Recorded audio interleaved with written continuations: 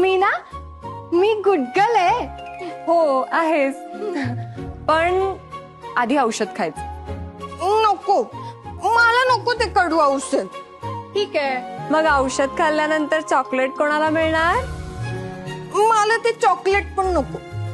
बरं, मग मी ते चित्राचं पुस्तक आणि रंग आणलेत, ते कोणाला देऊ कोणाला देऊ कोणाला देऊ? हा, मग ते मला पाहिजे. मग आधी औषध खायचं. हा.